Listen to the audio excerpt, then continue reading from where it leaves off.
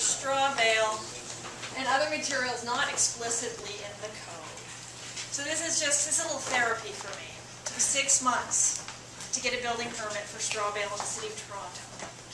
So I'm just going to bare my soul to you in the next 15 minutes. If I ramble on, just kick me out. We can talk with beer later.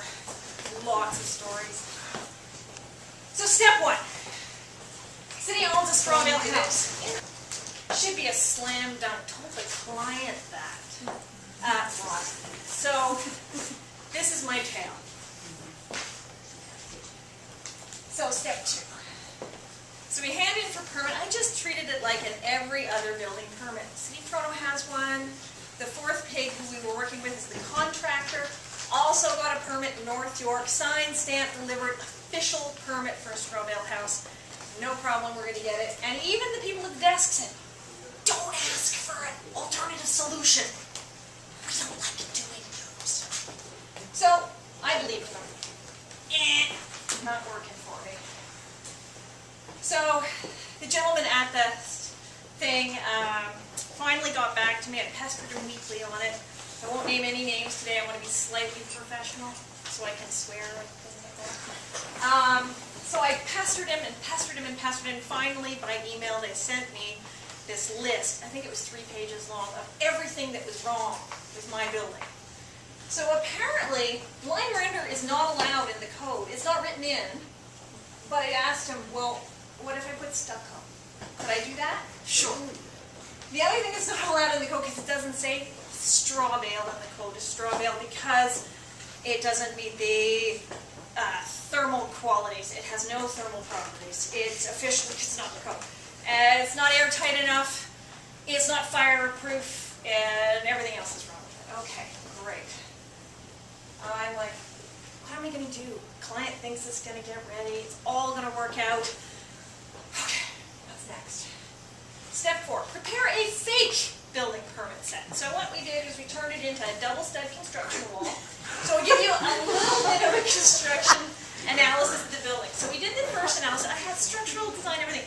So a straw bale wall, a la fourth pig, is designed like this. We have a 2x6 stud every 3 feet and a triple top plate. Balloon framing, simple Bob's your uncle. Put the straw bale in, walk away, it's pretty much done. So what I had to do is I had to actually put a fake 2x4 wall on the outside, every 16 inches, because they understand 16 inches. And I put hardy panel on the outside, cheapest material I could figure out, just in case I actually had to build it. And then I stuffed the thing with cellulose. And I'm thinking, cellulose for 14, 15 inches, straw bale. Cellulose, straw bale. Isn't just one more processed version of the other? You know, it's the same thing. Anyway, so I plotted the demise of the city while I was doing this, got the permit, started construction, so that we just built the one we meant to build, which is the 3-foot center. And we kept putting it off and kept putting it off, not building the outer wall. So then while I was fuming, I was so mad. Oh yeah, I said some things.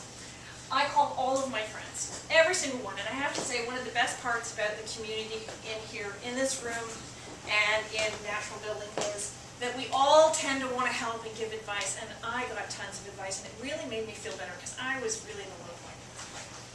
So I was really happy that all of these people could help me. I could especially call out the ASRI because in Vancouver, they had this group that did an alternative solution for straw bale. And I was like, oh, thank God, somebody has written this thing down. Except that it was for the building code in BC. So, next step. Transpose that document into the Ontario Building Code. That just took a month. And then scour the internet. I had more articles than I ever cared to. So I added probably 25% to the number of articles that were already there and available. And I don't know what this is, so you're going to have to help me with that. And so I prepared this kick-ass alternative solution. It was the longest thing I've ever read. Then Paula said, Terrell, when I sent it to Guelph or to the other, hey, it was small, you want to? I said, no. I'm going to go into the sphincter here. I'm going to write this thing so that everything is written out. So I did it that way, and I went, every time I had to go to get a building permit in the city of Toronto, I would go to the counter to some poor, unsuspecting person behind the thing and said, I have some questions. The poor woman by the fourth question had gone back and forth to a gentleman at the back thing and said, he's coming, he's frustrated with all your questions. So a poor guy in North York had to come out and he explained to me why straw bale was all wrong and nobody should use it. And I did it at the City of Toronto and I emailed people, poor unsuspecting people. You need to bother these people because it works out in the end. And so I kept plotting because I was really desperate to, you had to have positive thoughts. So the step 7 is I got so frustrated because the gentleman at the counter was laughing at my engineer, actually saying some not so professional things, frustrated, so I was like, okay, I'm going to get political. So I called the local councillor, and I called the CBO, Chief Building Official. You never get a Chief Building Official in Toronto, by the way. There's her number, because that's really important to know. But it's Karen. Karen is her assistant. She's a very lovely lady. And she finally got me into the person in charge of this area of Toronto. And that gentleman, very interesting.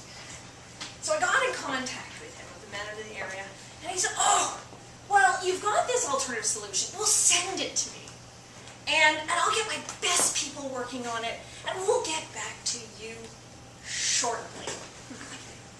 Okay, yeah, finally I'm getting somewhere. I've been up and down. The counselor tried to help me. That didn't work out so well. So I was told this every week on a Friday. I would call them in the morning and say, do you have any questions? Do you need any more information? Got it all? Oh, yes, fine. My best people are working on it. Get back to you shortly. 4 weeks later. Get impatient and ask for an answer. So this is exactly what was told to me over the phone by a bureaucrat. You have been denied, and no, you can't get that in writing. So I'm like, wait a second. So I jumped up and down and yelled and screamed and did all that stuff that I want to do. And said, well, can I at least have a meeting? Can I have some sort of a meeting? Okay, you can have a meeting. So then they got a hold of all those random people that I had attacked with straw bale questions and put that as their team. Poor guys hated me because none of them were from the area of Toronto that I was actually building in. They were all grumbling, sitting down at the thing. And I got 4 people, 2 engineers, myself, and our straw bale expert from Fourth Pig to come down and see Toronto to talk to them. And we sit down, and the meeting starts a little early. One person can't, one of their guys on their side isn't there yet.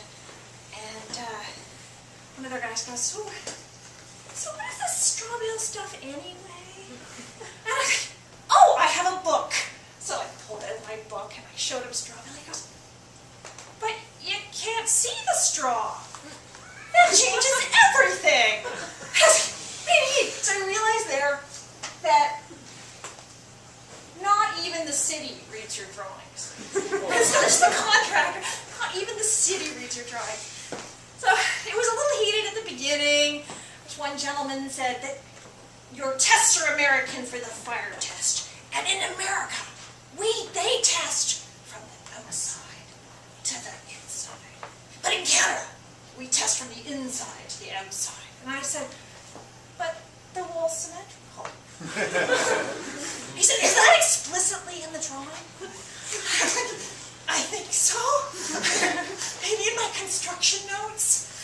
So it went on like this for a while, and we realized that, one, nobody had ever read the movie. The best people had never been called.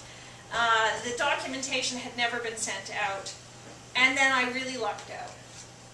I got one of the buildings examiner, one, to apologize and to say that he was embarrassed for the City of Toronto and that he would lead the alternative solution group. And he wouldn't make me pay unless we actually won. And I thought, okay, great. Because that's $2,000 I don't want to have to spend if I don't have to. So I gave it to him, and the 2 poor gentlemen that I had harassed either via email or randomly at the City Hall were also on that group. Anyway, so what happened next was unexpected bumps in the road. We recorded the meeting that we had so that I could take really official notes for that meeting. We didn't tell anybody. But I really, really wanted to be able to express myself. And so I just sort of let the taping go on, and then I did my minutes from that. And in the course of the minutes, I wrote down everything the examiner said. And there were so many mistakes, I have to say, on the examiner side. And I can't blame them 100%. They can't, like, it's something that, how many straw bale houses come to the city of Toronto? I think this is number 4. So, their knowledge of the code, it's at varying stages, and they'll say anything when, put into a corner. So we put in they're all on my website, by the way. You can get a copy of this if you want to know what the city of Toronto thought about it. But we wrote down everything that they said, and then we had a specific addendum for every single one, because I spent a week calling all these people at the OBC, just trying to figure out, the ministry, just saying, you can do this. And the one specifically that I thought was interesting, this is the one that pissed this poor gentleman off, is he stated emphatically that I needed to have my straw bale meet mineral wool insulation specification and testing. And I was like, where is that in the code? And he said, that's in part, I think it's 2 point something. It's in the, I've forgotten it now, it's just therapy. But it's in a part, one of the addendums at the end of the code. And, there's that part where you have to do railings in one thing, and this is all about the thermal part. And I was like, SB3, I think it is. I said, it says there specifically that you have to have it meet any wall that's this far away from the building. It was 0.6 meters. And okay, fine. But it ends up being that if your wall actually has a rating and somebody's tested it, that doesn't matter anyway. So I was lucky to find that out, but he didn't know that, but he was emphatic in the meeting. So I sort of pissed him off by sending him all the information that I had found out by actually calling people. And he sent me an email at 4:30 in the afternoon. This was probably 3 weeks after that hearing where I had heard, yes, we'll do the alternative solution. The head of the building department, or the building department guy goes, you can apply now for alternative solution, we'll take your money. They applied for alternative solution. We bought the straw bale. We started building. I have no building permit. I have my fake building permit. And I get this email that says, so we were told that we could get the building permit if the building is 0.6 meters away from the property line or closer. You have to add, it was welded wire mesh at the corner and Type-X drywall on the inside, because, a 1 hour fire rating isn't good enough, even though that says so in the code that I only need 45. That's fine. I'm really lucky my site was triangular, and it was only 0.6 meters at the corner of the building. So the amount of wire mesh was this stuff, and there was no need for the drywall. It was sort of a compensation. So at 4:30 in the afternoon, 3 weeks later, after I've paid all this money, I've got my hopes up, we've ordered the straw, I get an email, it's 3 pages long from this gentleman, and it says, where the building is 1.2 meters away from the property line, you are required to put welded wire mesh and Type-X drywall. My heart sank. What I'm going to do is 4:30 in the afternoon on a Friday. I wrote an email. It looked like a nuclear explosion, that email. And I was just about to send it. Luckily, I sent it to Melinda instead of the 4th pig, and she calmed me down. She said, Terrell, take the emotion out of it. You're going to go to jail for stuff. So I started plotting. Anyway, I overcame the bump in the road. Monday morning, I had finally spent the whole weekend going through the code again and telling them what asses they were about 1.2 meters and 6. God, I didn't get right with that stuff.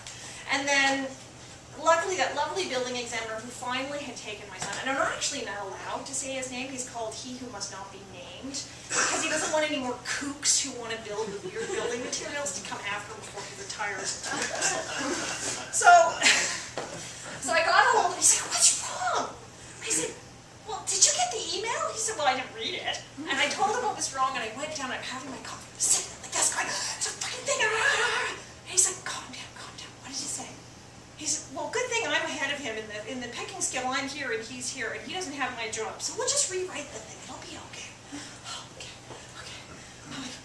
My license is on the line at this moment. We drank a lot that weekend. Anyway, so we overcame the process. We got it to this stage. We still don't have a building permit. We're still working on that part. I'm just hoping on Twitter, I'm like, okay, straw is up. Hope we get building permit by occupancy. And then we had a big party, yay!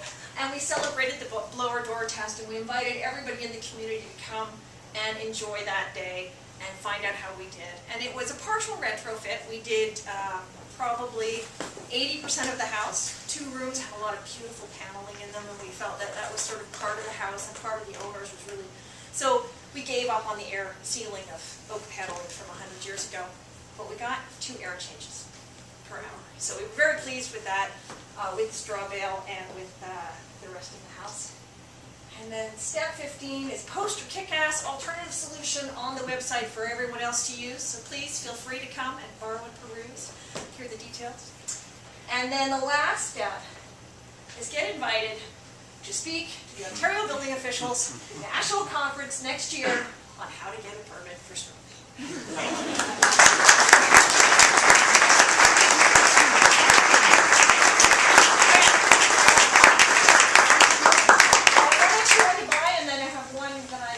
Giving away, so I'll just get a card here. And it'll be randomly swear. And it's Chris Johnson, Pro ICF. All right.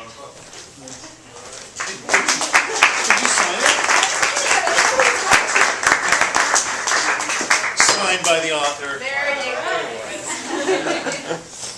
There is eat your veggies, and there's lots of booze out there, so you guys have to stick around, all right? Please make use of getting to know each other. Thanks a lot for coming, everyone. And if you could, give us your feedback. I'd appreciate it. Thank you.